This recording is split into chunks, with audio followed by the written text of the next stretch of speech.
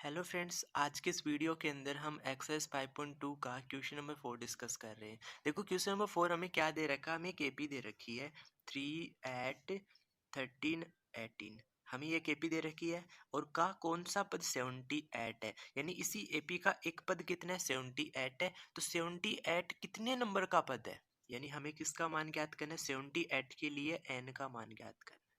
N का मान ज्ञात करना है तो 78 हमारे पास क्या आ जाएगा, अंतिम पद आ जाएगा, जिसको हम ए एन कहते हैं। कितना आ जाएगा, 78 आ जाएगा। तो अंतिम पद आपको पता है, तो आप कौन सा फॉर्मूला लगाएंगे, अंतिम पद का फॉर्मूला लगाएंगे, जो क्या होता है ए एन बराबर A plus N minus one into क्या आएगा, डी आएगा। इसमें मान रख दो। देखो हमें किस किस मान की जरूरत पड़ेगी, हमें ए एन का मान हमें पता है, ए प्रथम पद चाहिए, तो प्रथम पद हम इस एपी से कितना मिल जाएगा, हमें 3 मिल जाएगा। तो ये पहला पद होता है, वही हमारे पास क्या आ जाएगा, प्रथम पद आ जाएगा।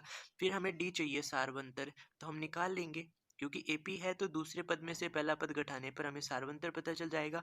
तो दूसरा पद कितना है 8, उसमें से कितना माइनस कर दो, 3 माइनस कर दो, तो डी कितना आ जाएगा, 5 आ जाएगा।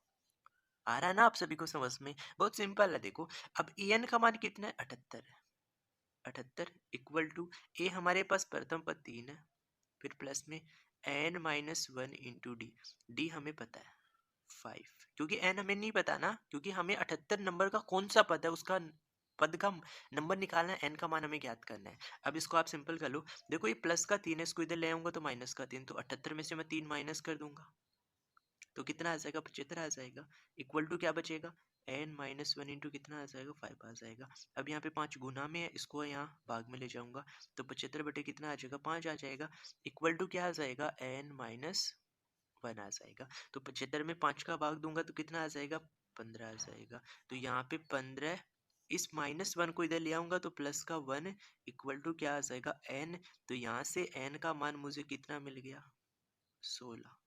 तो अब मैं ये कह सकता हूँ कि इस एपी का जो 16वां पद होगा वो कितना आएगा, 78 आएगा। यानी ये जो 78 दे रखा था, ये ए 16 का मान दे रखा था।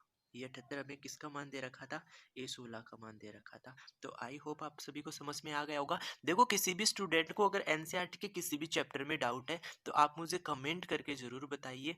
मैं आपको वो टॉपिक भी, उस चैप्टर को भी मैं बहुत अच्छे से आपको समझा दूंगा।